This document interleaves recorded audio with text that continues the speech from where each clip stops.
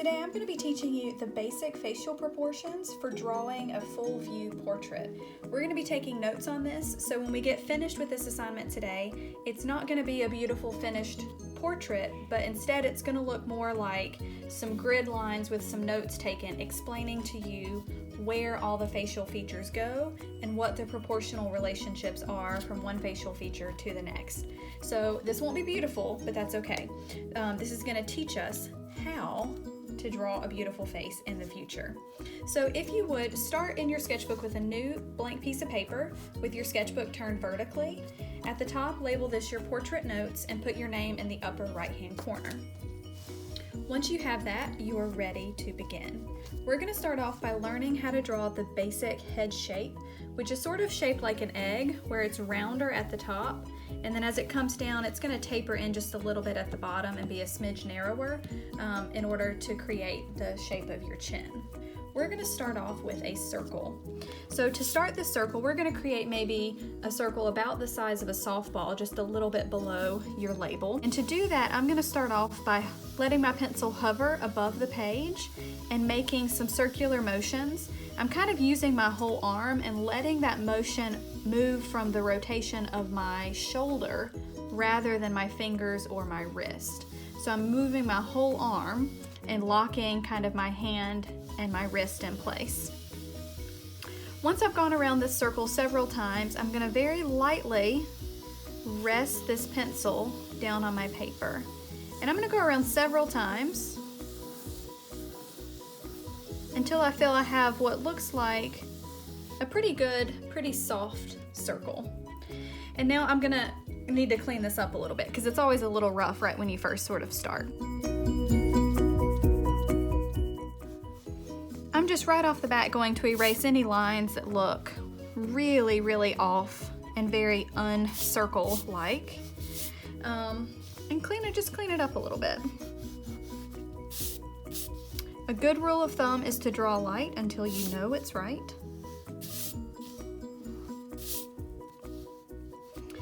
And now that I've got sort of a basic shape started, and you can see in the video how lightly I have this drawn, and that's because we don't want to have this visible in our final finished drawing. So it's a really good technique to start figuring out how to draw lightly and to get nice big motions of circular shapes. But to make sure that this is a circle, I am going to use the length of my pencil to measure it. I want to make sure that the top to bottom height is the same as the left to right width.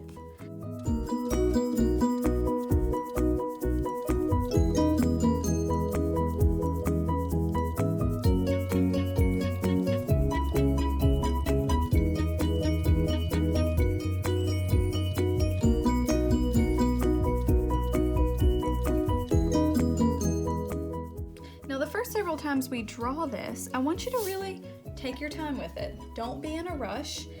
It definitely takes some practice to get good at drawing a circle free-handed. You get better at this with time, but for the first several times you draw this, I want you to just really take your time. Be sure that you are double checking the width to the height, because having this comparison be accurate is really important for making a good egg shape for the rest of your head. Now once we have a basic circle, I'm going to take half of the height and drop it down in order to make the chin. So to do that, I'm going to guesstimate about where I think the middle is and just put a little tick mark, and I'm going to measure the bottom half and see if it's the same as the top half. That's pretty close. If you need, you can adjust and measure it again. Top half to bottom half. And notice I'm always measuring right there to the edge of that thumb now when I'm making those comparisons. Once I've found the half mark, I'm going to take that half measurement and drop it down from the bottom of the circle to the point below and make a little tick mark. This lower point, that half dropped down, is going to show me where to make the bottom of my chin. So once I have that, I'm going to start on the two widest parts of my circle and just really softly and really loosely. I'm gonna drop them down vertically, just straight down. I don't wanna bring them in, I don't wanna taper them in too soon. And I drop them down until they're about level with the bottom of the circle. And then I start to curve those in.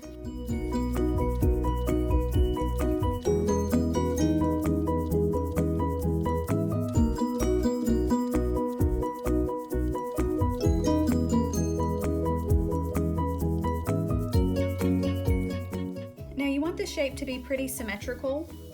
You will notice one side tends to be easier to draw than the other, depending on if you're left or right-handed. I always struggle a little bit more with the left-hand side, but as long as you're drawing lightly, you can adjust and erase and scooch until you have a nice shape. What we don't want is for the bottom of this to be really pointy. We want it to still be curved. It's just taking that circle and turning this into an oval. It should still feel really smooth and curved.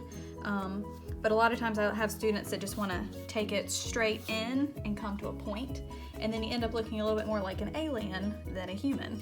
So once you have your basic egg shape, you're then going to go back through and erase the lower half of that first circle and that middle tick mark. And that is how you get your basic egg shape.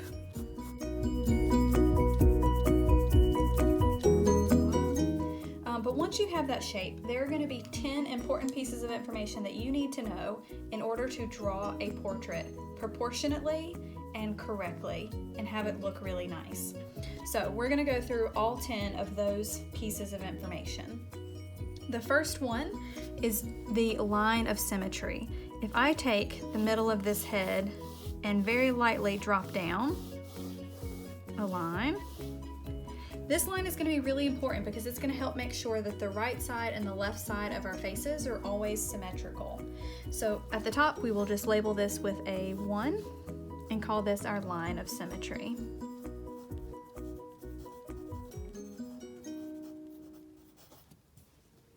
Important piece of information number 2 is quite possibly one of the most important things you can do to help make a portrait look good. And that is going to be to divide your head in half horizontally. So I'm going to roughly guesstimate from the top to the bottom where about halfway down would be. And I'm going to say maybe there. I'm going to start off with a really light tick mark. Then I'm going to take my pencil and measure 1/2 and see if it's the same for the other half. Notice that it goes up beyond the top of the head, so that tells me that this top portion on mine is smaller than this portion. So this line needs to come down a little bit. If you're drawing nice and light, that's pretty easy to do. I scooch that down and then I can recheck it. That looks much better. Once I've double checked that that is in the middle, I'm going to take that line and very lightly bring it all the way across. Now this line is piece of information number 2. We're going to call this our half line. And this half line is going to be our eye level. Now a lot of times people get really upset when they see this for the first time because they think, no, my eyes are supposed to be up here. But on the whole head, it actually is halfway down where our eyes fall, because this does not represent our hairline or just the top of our faces. This is the top of our whole skull, our whole cranial mass. Our hairline is going to be much lower. It's going to be down here somewhere. So that half line is equal to our eye level. Now, as a general rule, to figure out where our noses go, if you take this bottom half of the head and divide it in half again, that will represent the bottom of your nose. So I'm going to give myself a guesstimate and check to see if it's in the middle. Bottom half and the top half. Again, I'm going to lower that just a little bit until they are even. That looks good. Those are now the same. So this line is going to be an important piece of information number 3. We're going to call this our 1/4 line. And it's 1/4 because this is now the lower 1/4 of 4 total parts for the whole skull. And this is going to represent the bottom of our noses. Once we know where the bottom of the nose is going to go, we're then going to take this bottom 1/4 and divide it in half again. I'm going to guesstimate the middle of that and measure the top half and make sure it's the same as the bottom half.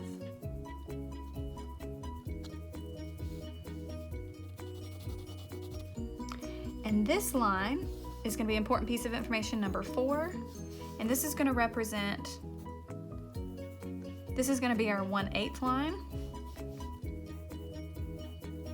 and it's going to represent the bottom of our lips.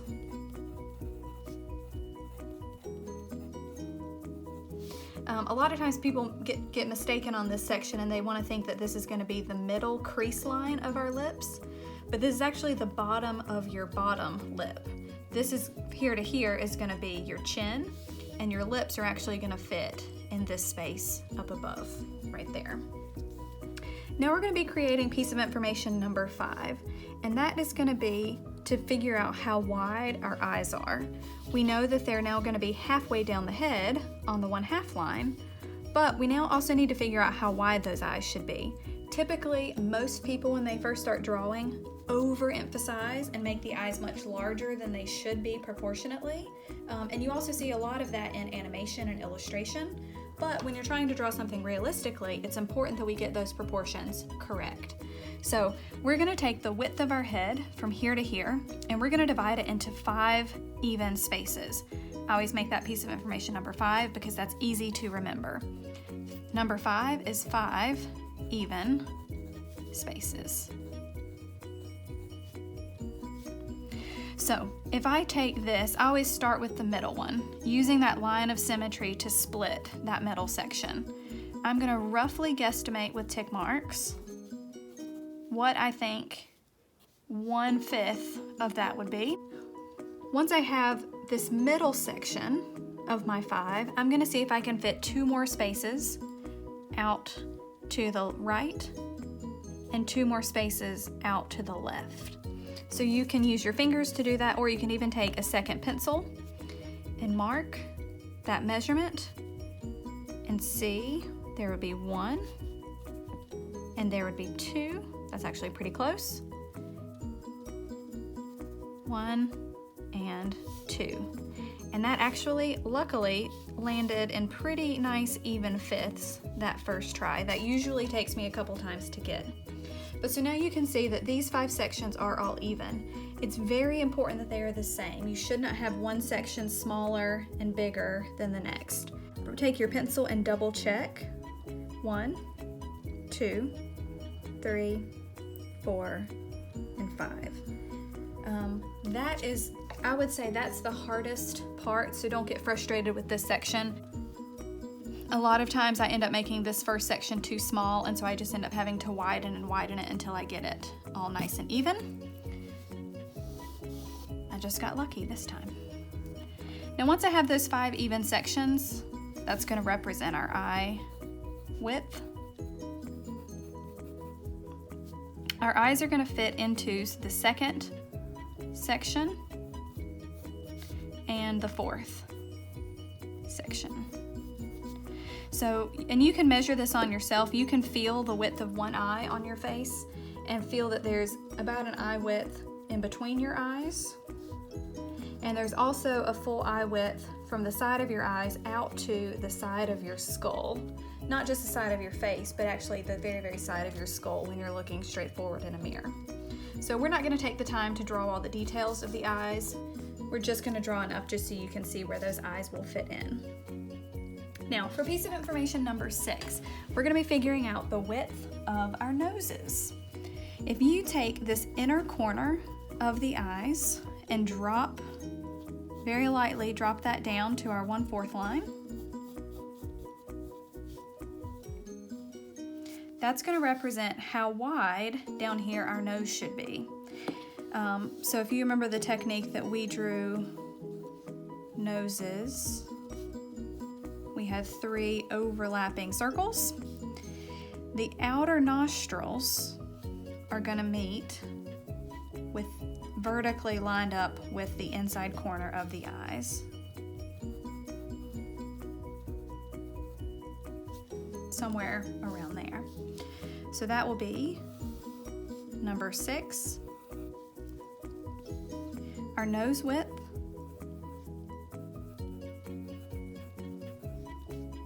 is equal to the inside corner of eyes.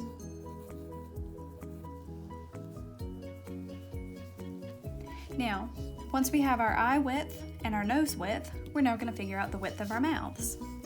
So to do that, if you remember when we draw in eyes, we create the iris and the pupil. I sort of think of the iris circle and the pupil as being like a donut in size, as far as like the outside of the donut is the iris and the inside hole on the donut is the pupil. If you take the pupil and use the inside edge of that pupil, if you drop straight down from there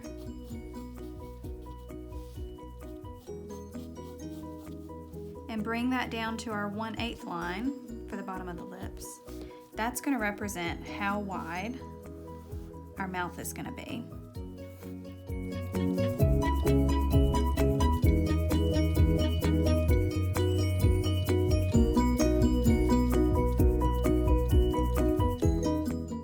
So our mouth width is equal to the inside edges of our pupils.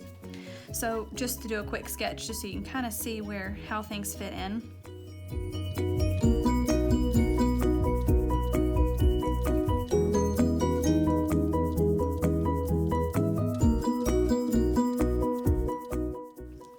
Piece of information number 8 is going to be to figure out where our ears go. And they're pretty easy to remember. I'm going to take my half line, and again, you can feel this on yourself if you take your finger and feel from your eye level and bring it across. You'll see that that meets up with where the top of your ear starts. And then that ear goes up a little bit higher than that. And then it's going to come down. And the bottom of your ear is going to be level with the bottom of your nose. And I'm just going to create a really generic basic ear shape to represent that for now. So the half line, it goes up a little bit higher than that and down to our 1/4 line, or the bottom of our nose. So this will be piece of information number 8.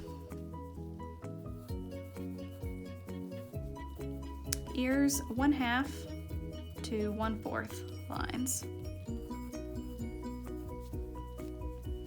I can do that on the other side. And now piece of information number 9 is going to be to figure out where our necks go, so that way we don't have a floating head anymore. That neck is going to start right there on our 1/4 line. It tapers in just a little bit as it comes down. You don't want to just drop it straight down, or else you'll look like you're a bodybuilder. But it does taper in just a little bit as it comes downward. But it does originate from right there behind the ears. Now later on, when you're drawing a more detailed picture, a lot of times as we would adjust the jawline to make it look more like you, that neck sort of disappears behind that jawline just a little bit. But it does always start right there on that 1/4 line. So piece of information number 9, neck originates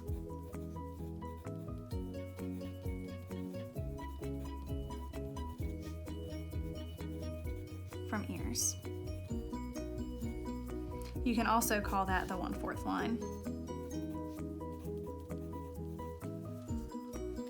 Now, for that, we're pretty much just focusing on portraits, but just so you have a little bit more information, so you don't continue and keep drawing this neck for way too long, a good rule of thumb is to look at yourself in a mirror and see how much further below your chin do your shoulders sort of start, and it's really much shorter than you would think. So usually just a little ways below, that neck shape will start to curve very gently out, kind of having your trapezius muscles, and then sort of flows down and into your shoulders.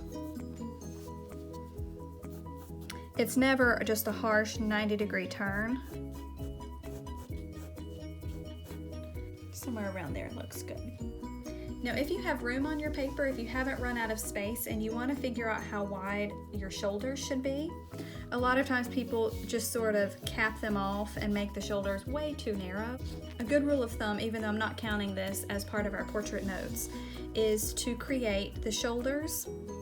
If you take the width of your head across your 1/2 line, come down from the center, and make one width out to the left and one width out to the right. That's taken our head width and made 2. So it's usually about 2 1/4. So once I've put a head width on either side of that line of symmetry, I usually let those shoulders go and start to slope down and curve down just past that point. That's just a very basic general rule to kind of help you get the correct width for your shoulders, but we're not counting that as part of our notes. Just a little FYI. Now, if we come back up to the top, we're going to create our very last piece of information, and that's sort of figuring out where our hairline is going to go. If we come back to our half line, going through our head, we have the upper half of our face, of our head.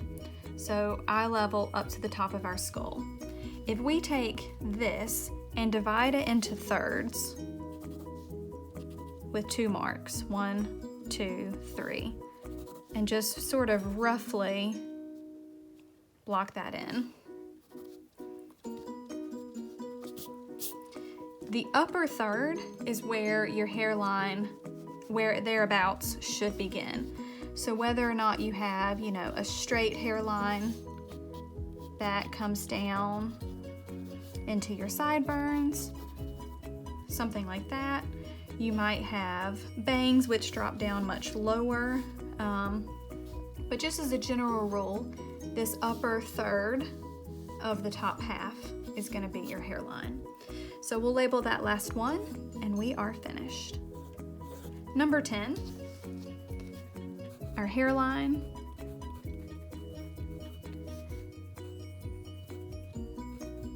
is the upper third, and we'll leave it just like that. So that's a basic introduction. We will get into drawing more details with this later, but for now, learning and being able to practice drawing those proportions are going to be really important.